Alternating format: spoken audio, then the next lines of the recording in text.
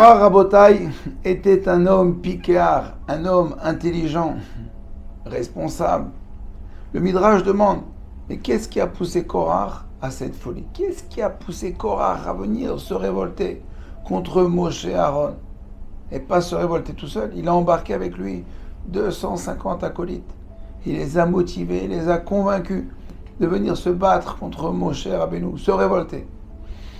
Le Midrash Rabbah, Bamidbar Rabbah, nous dit que, tout simplement, la réponse se trouve dans les premiers mots, dans le premier mot de la paracha de cette semaine. Vaikar Korah. Et Korah a pris. Korah voulait prendre. Il voulait prendre, rien que prendre. Il ne voulait pas donner. Alors que la Gemara dans Masechet Psachim, Koufiotet, dit que Korah était très riche. En effet, il avait trouvé un trésor que Yosef avait dissimulé. Il était très très riche. Il avait plein d'argent. Il pouvait distribuer et il serait resté encore et encore de l'argent. Mais il ne voulait pas. Preuve en est, c'est quand on est venu lui demander des fonds pour la construction du Mishkan, il savait envoyer chez les uns et les autres. Il dit non, va chez lui, comme ça tu lui offres des mérites, des srouillottes. Il dit, va chez lui. Mais toi, tu donnes pas? Non, t'inquiète pas, si il manque. Il dit à droite, à gauche. Il voulait s'esquiver. Korah, Rabotai, il avait cette mauvaise mida de prendre, de ne jamais donner. Et donc, à force, il a tout perdu. Puisqu'il ne voyait pas ce qu'il avait. Il voyait ce qu'on ne lui avait pas donné. Il était riche, c'était le cousin de Moshe. Il avait une responsabilité. Il avait un tafkid. Non.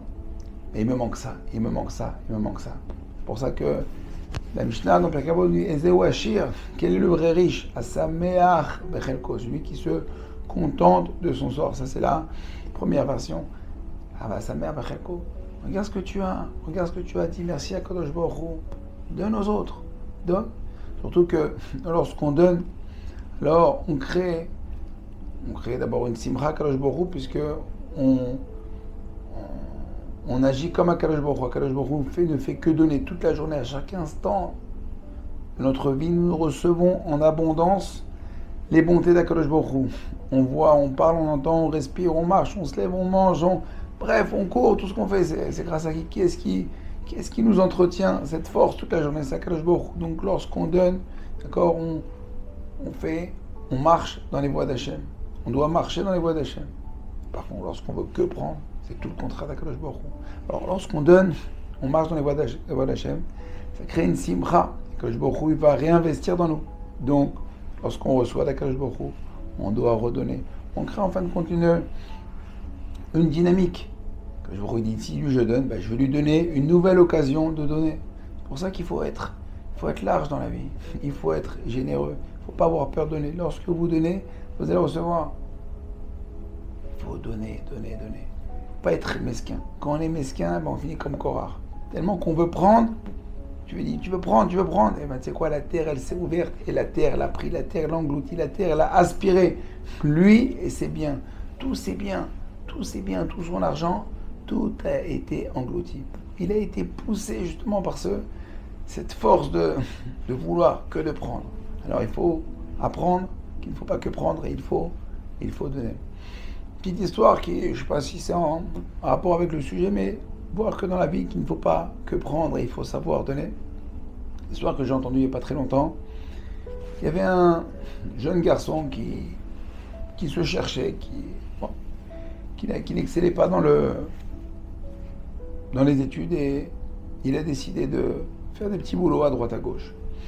Et il a été embauché comme serveur pour un traiteur. Alors il faisait des mariages à droite à gauche, des brit mila. Et un jour, il a été embauché pour un Shabbat plein.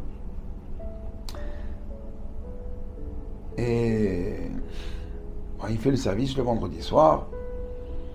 Donc un beau mariage, un beau Shabbat plein, comme ça, 200 personnes.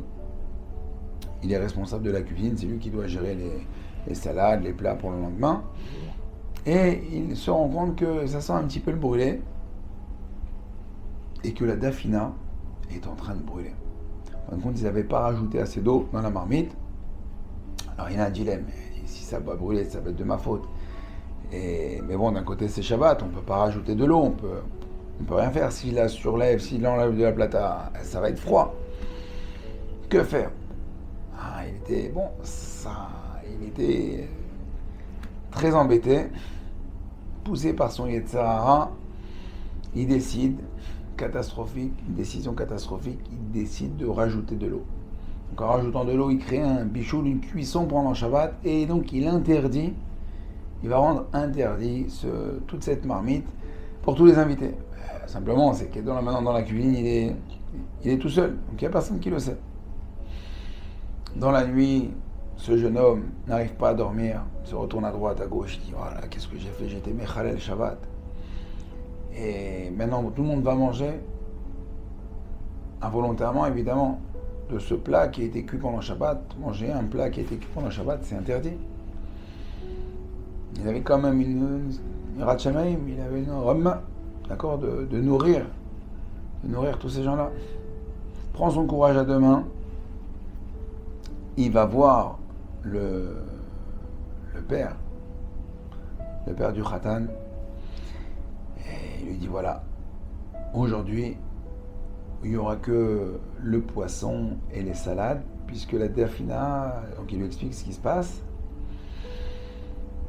Alors imaginez la réaction du père, et ben c'est tout le contraire. Il a rien dit. Il a dit c'est pas grave, on va manger des Dvar Torah, on va plus chanter, on va se concentrer sur les salades, on mangera du pain. Bref, c'est pas grave. Surpris de la réaction du père du marié, il s'est dit il continue à travailler parce que d'abord le père ne s'est pas emporté. Il continue à faire son travail, il finit la Seouda Shlishit, Motzei Shabbat, il débarrasse tout ce qu'il doit faire, et il dit au père du Khatan, Shavua Tov, très bientôt, franchement je suis encore désolé de ce qui se passe. Alors le père du Khatan dit mais viens ici, il faut que je te paye. Il dit, mais je vous ai gâché le Shabbat, c'est bon, il n'y a pas de... C'est bon.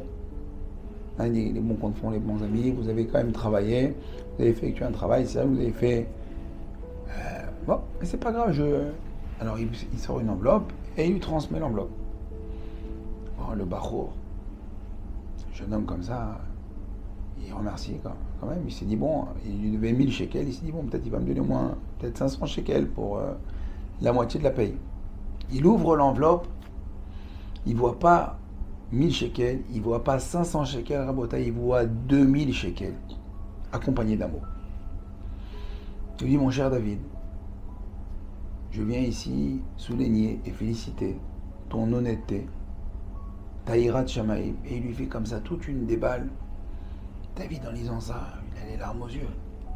Surpris, il dit mais c'est pas possible. J'ai pas la... C'est un homme que j'ai en face de moi.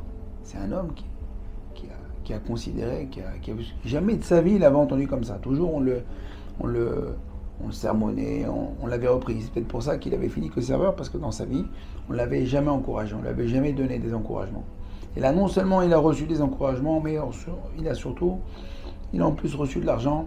Donc c'était pas stam des choses. Et Rabota, ce jeune homme, c'est la dernière réception qu'il a fait.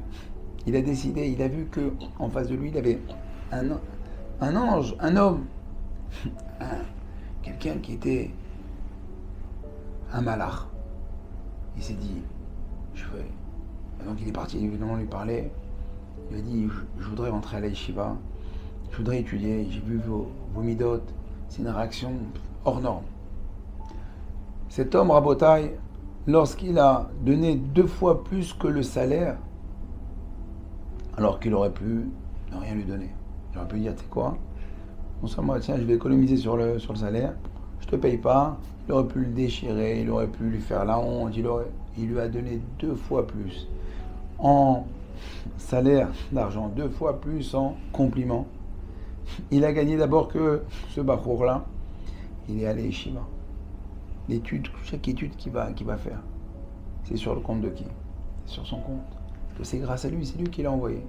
Donc en fait, dans la vie, Rabota, il ne faut pas voir petit. Il ne faut pas voir comme Korah. Korah, qu'est-ce qu'il a fait? Il aurait pris, il a dit, tu sais, j'ai gagné 1000 shekels. on aurait essayé de gratter encore. Très souvent, on essaye de gratter. On est au magasin, on veut gratter, encore 10 shekels. C'est pas grave. C'est Hachem qui te donne. C'est Hachem qui donne. Hachem, il donne. Laisse-lui. Pourquoi tu vas lui enlever à lui? Donne. Donnez. Donnez, vous inquiétez pas. Il y a, derrière vous, on a un sponsor extraordinaire. C'est Akadosh Baruch Hu. C'est le plus beau des sponsors. Mais il faut avoir la Emouna. Il faut avoir la Emouna, vivre avec la Emouna. Que c'est pas grave. Ça part d'un côté, ça rentre de l'autre. Akadosh Baruch Hu, il équilibre. Quand on fait là, on donne pour faire de la tzedaka. C'est quoi la tzedaka? C'est tzedek, c'est la justice, c'est rétablir. Akadosh Baruch Hu, il t'a donné beaucoup. Il t'a donné beaucoup. Pourquoi? Parce qu'il t'a donné pour que tu redistribues. Après, s'il voit que tu es un bon trésorier, que tu redistribues bien, bah, il te donnera encore plus et tu auras les moyens de donner. Après, il te donnera en plus pour toi. Voilà, il ne faut pas être mesquin. Ouvrir les yeux, d'accord, pour donner. Bezrat Hashem, si chacun donne à l'autre, on va vivre un monde en harmonie, de simra, de hardout. Vaikar Korach, Rabotai Korach a pris, eh ben, il a été pris, il a été aspiré dans la terre. Donc, n'hésitez pas à donner. Il faut donner, pas spécialement pas que de l'argent. On peut donner du temps, de l'écoute, un sourire. Il y a tellement de choses à donner. Faites comme Akadosh Baruch Hu. Donnez. Moi, je ne vais pas vous dire que Dieu vous le rendra, mais Dieu vous le rendra. À très bientôt. Shabbat Shalom.